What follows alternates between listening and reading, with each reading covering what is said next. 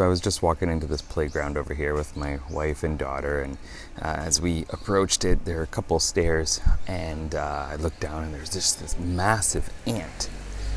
And I took a picture of it, like I got up real close and took a picture of it, and I sent it to my friends. And I even said in the text message, accompanying the picture, I go, the picture doesn't do it justice, but this thing is like 3 times the size of a normal ant. It's massive. And I realized then that, how you see something might not be the same as how other people see something. And if you change your perspective, the size, the importance of the thing might not be the same. So it's important to think about your perspective. Have a good day.